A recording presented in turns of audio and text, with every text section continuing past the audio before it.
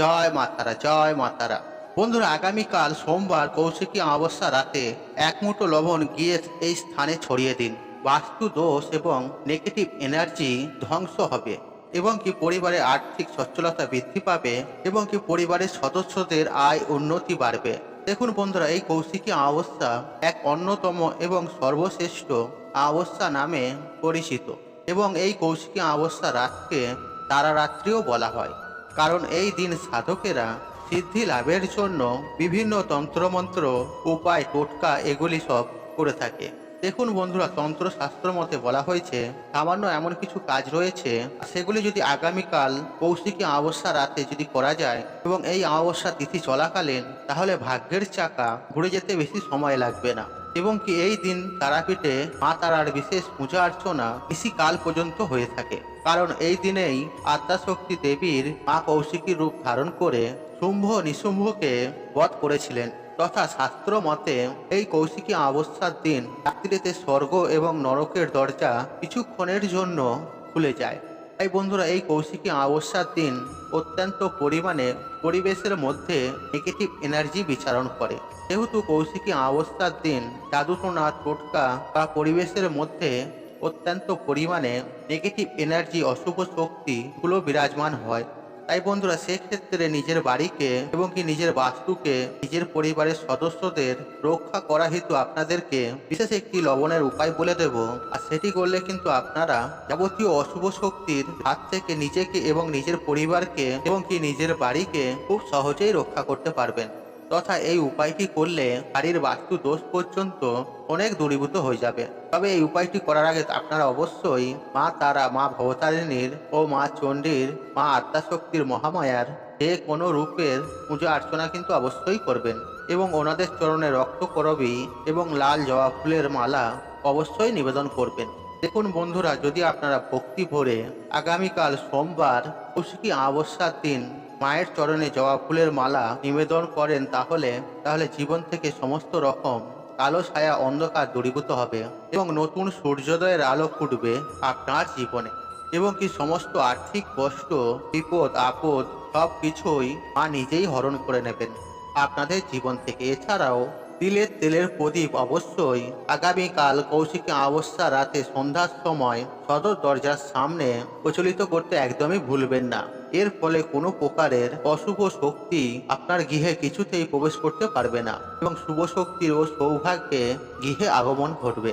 বন্ধুরা, একই সঙ্গে বলে রাখি, এই দিন আপনারা কিন্তু অবশ্যই নিজের ঘর দুয়ার চেষ্টা করবেন পরিষ্কার পরিচ্ছন্ন রাখার। কারণ যেসব পরিবারে বা ঘরে ধরুন জিনিসপত্র এখান ওখান পড়ে থাকে বা নোংরা আবর্জনা এখানে সেখানে পড়ে থাকে, আর সেখানে কিন্তু দেখবেন বেশি পরিমাণে নেগেটিভ এনার্জিগুলো আকর্ষিত হয়, যার ফলে রোগ, জ্বালা, ব্যাধি, অর্থহানি, পারিবারিক অশান্তি, অর্থকষ্ট এগুলো কিন্তু বেশিরভাগ দেখা যায়। তাই বন্ধুরা, অবশ্যই নিজের ঘর বাড়ি পরিষ্কার পরিচ্ছন্ন রাখার চেষ্টা করবেন এবং কি কোনো প্রকার এঁটো বাসনপত্র কিন্তু এই দিন ড্রেসিনে ফেলে রাখবেন না বা এখান সেখান ফেলে রাখবেন না বা রান্নাঘরেও রাখবেন না। এছাড়াও দেখুন, শাস্ত্র মতে বলা হয়েছে যে কোনো অমাবস্যার দিন পিতৃপুরুষেরা যারা গৃহলোকে নেই, পরলোক গমন করেছেন, তারা কিন্তু মর্তলোকে আসেন আর প্রিয়জনদের সঙ্গে দেখা করার জন্য। তাই বন্ধুরা, এমন কিছু কার্য রয়েছে, সেগুলি করলে পিতৃপুরুষের আশীর্বাদ প্রাপ্ত হয়।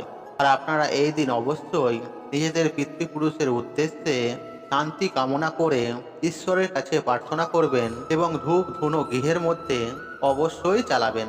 এছাড়াও আপনারা কৌশিকী অমাবস্যার দিন পারলে দান ধ্যান আপনারা করতে পারেন এবং বেশি পরিমাণ চেষ্টা করবেন নিজের ইষ্ট দেবতার নাম স্মরণ করার।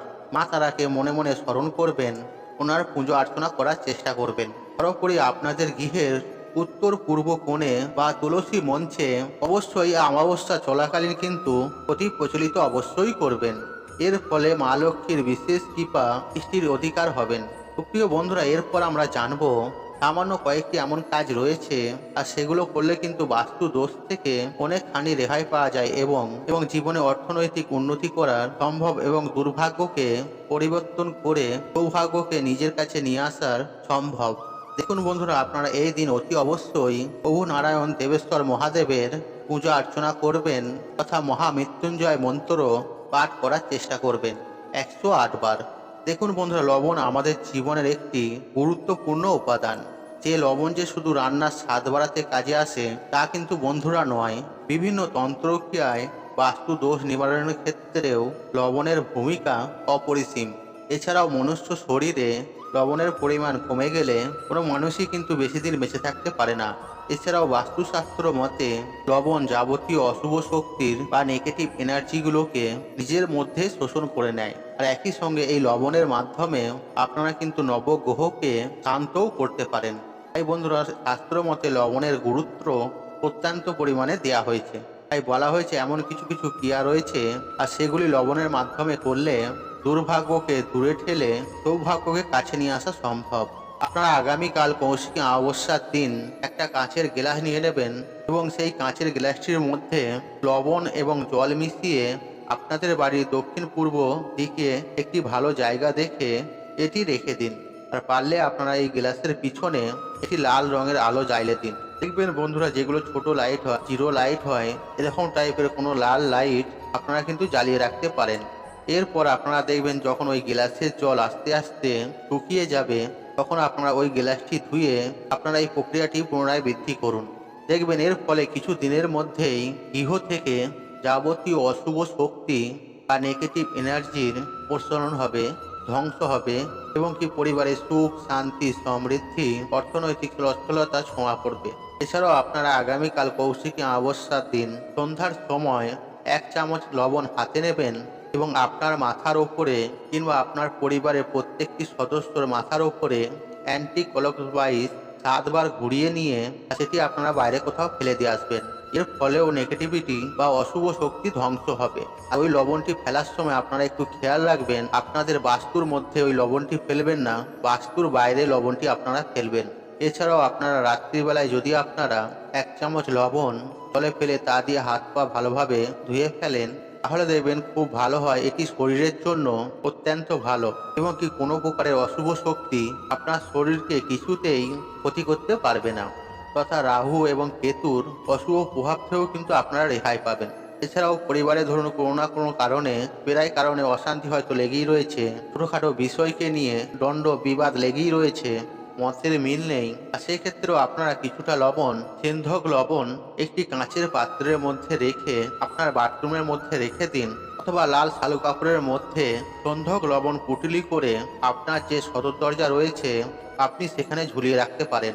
এর ফলে দেখবেন কিছুদিনের মধ্যেই পারিবারিক অশান্তি, বৈষম্যতা, মনোমালিন্য এগুলো কিন্তু কমতে শুরু করবে এবং কি পরিবারে আয় উন্নতি বৃদ্ধি পাবে। বন্ধুরা, এই যে কয়েকটি লবণের উপায় বললাম আপনাদেরকে, আপনারা আগামীকাল কৌশিকী অমাবস্যা রাতে করে দেখুন, আপনারা একটা অত্যন্ত ভালো রেজাল্ট পাবেন। এর ফলে আপনার বাস্তু থেকে সমস্ত প্রকারের অশুভ শক্তি ধ্বংস হবে, শুভ শক্তির আগমন ঘটবে। এছাড়াও আপনার পরিবারে কোনো সদস্যদের যদি নজর দোষ লেগেও থাকে সেসব থেকেও মুক্তি পাবেন। তাই বন্ধুরা, এই কৌশিকী অমাবস্যা পবিত্র দিনে আপনারা এই ক্রিয়া বা উপায়টি করতে একদমই হাতছাড়া করবেন না।